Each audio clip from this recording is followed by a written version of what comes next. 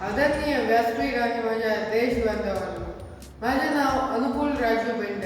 माझा स्पर्धेचा विषय आहे महात्मा फुले यांचा अंधश्रद्धा, अन्याय व अज्ञानाविरोधाचा लढा. आज आपण अशा एका महापुरुषाचे स्मरण करत आहोत ज्यांनी 19व्या शतकातील अंधकारमय समाजाला ज्ञानाचा प्रकाश दाखवला. ते म्हणजे क्रांतीसूर्य महात्मा ज्योतिराव फुले. विद्येविना मती गेली, मतीविना नीती गेली, नीतीविना गती गेली, गतीविना वित्त गेले, वित्तविना शूद्र खचले, इतके अनर्थ एका अविद्वेने केले. हे प्रभावी शब्द महात्मा फुले यांच्या समाज सुधारण्याच्या तळमळीचे प्रतीक आहे. महात्मा फुले यांनी केवळ अन्यायाविरुद्ध लढा दिला नाही, तर अन्यायाचे मूळ कारण असलेल्या अंधश्रद्धेवर आणि अज्ञानावर हल्ला घातला. फुले यांचा ठाम विश्वास होता की शिक्षण हेच सर्व सामाजिक समस्यांवरचे औषध आहे. तत्कालीन समाजाने स्त्रियांना आणि शूद्रांना शिक्षणापासून वंचित ठेवले होते. या विषमतेवर प्रहार करत ज्योतिबांनी 1848 साली पुण्यातील भिडेवाडा येथे मुलींसाठी पहिली शाळा सुरू केली. त्यांनी स्वतःच्या पत्नी सावित्रीबाई फुले यांना शिकवले व त्यांना पहिल्या महिला शिक्षिका बनवले. अज्ञानाचा अंधकार दूर करण्यासाठी महात्मा फुले यांनी शिक्षणाची मशाल हाती घेतली आणि लोकांना विचार करायला शिकवले की सत्तेचा शोध घ्या, खोट्या परंपरांना झुगारून द्या, शिक्षण हेच खरे मुक्तीचे साधन, अशी घोषणाही त्यांनी दिली. समाजात उच्चता, नीचता, अस्पृश्यता आणि जाती व्यवस्थेमुळे बहुजन समाज भरडला जात होता. या शोषणाविरुद्ध 24 सप्टेंबर 1873 रोजी महात्मा फुले यांनी सत्यशोधक समाजाची स्थापना केली. सर्वसाक्षी जगतपिता त्याला नकोच मध्यस्थी हा विचार मांडून त्यांनी मानवी समानतेचा पुरस्कार केला. विधवा पुनर्विवाहाला प्रोत्साहन देणे, बालविवाह रोखणे, अस्पृश्यता निवारण यासाठी त्यांनी आयुष्यभर संघर्ष केला. धर्म हा मानवतेसाठी असावा, अन्यायासाठी नाही, अशी घोषणाही त्यांनी दिली. समाजाला बंधुगिरी आणि चुकीच्या समजुतीतून बाहेर काढण्यासाठी त्यांनी गुलामगिरी, शेतकऱ्यांचा असूड, सार्वजनिक सत्यधर्म यासारख्या ग्रंथांच्या माध्यमातून धर्माच्या नावाखाली चालणाऱ्या लुटमारीवर कडाडून टीका केली. त्यांनी शोषक समाज व्यवस्था उखडून टाकण्यासाठी वैचारिक क्रांती सुरू केली.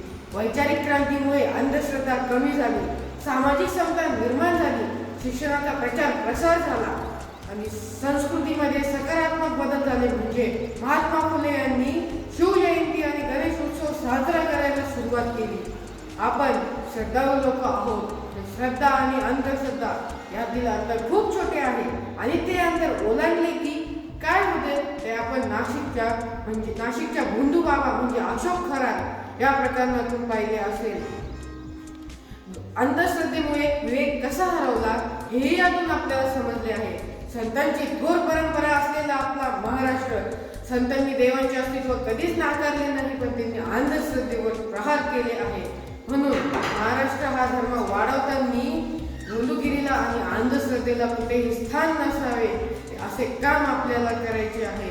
शेतकऱ्यांचा अश्रू या पुस्तकाच्या माध्यमातून महात्मा फुले यांनी शेतकऱ्यांच्या दुर्दशेचे वर्णन केले आहे.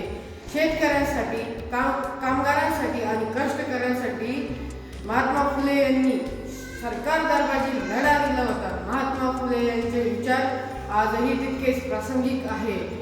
आजच्या समाजाला नवीन दिशा देण्यासाठी, समता आणि बंधुत्व रुजवण्यासाठी फुले शाहू आंबेडकरी विचारांची गरज आहे. केवळ त्यांच्या पुतळ्यांना हार घालून नव्हे, तर त्यांच्या विचारांचे पालन करून आपण त्यांना खरी आदरांजली वाहू शकतो. त्यांना अभिप्रेत असलेला समाज घडवण्यासाठी आपण काही प्रयत्न करू शकतो. शिक्षणाचा प्रचार लक्षात घेऊन समाजातील वंचित घटकांपर्यंत शिक्षण पोहोचवण्यासाठी प्रयत्न केले पाहिजे.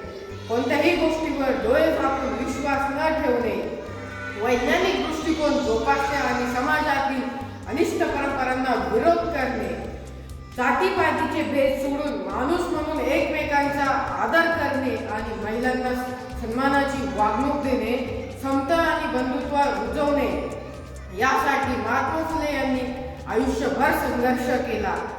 महात्मा फुलेंनी ज्या मूल्यांसाठी आयुष्यभर संघर्ष केला ती मूल्ये मी माझ्या आयुष्यात उतरवणे हेच त्यांना वाहिलेली सर्वात मोठी आदरांजली ठरेल. अशा या महान युग पुरुषाला मी विनम्र अभिवादन करतो आणि माझे 2 शब्द संपवतो. जय ज्योती, जय क्रांती, जय महाराष्ट्र, जय हिंद. प्रेक्षक हो, तुम्हाला आमच्या स्पर्धकाचा व्हिडिओ नक्कीच आवडला असेल. आता या स्पर्धकाला जिंकवून देण्यासाठी तुम्ही सुद्धा मदत करू शकता. या स्पर्धकाचा व्हिडिओ लाईक करून, तसेच स्पर्धकाला प्रेरित करण्यासाठी त्या व्हिडिओवर कमेंट करून, आणि हो, जास्तीत जास्त लोकांपर्यंत हा व्हिडिओ शेअर करून, आणि हो, हा व्हिडिओ शेवटपर्यंत पाहिल्याबद्दल आपल्या सर्वांचे मनपूर्वक आभार.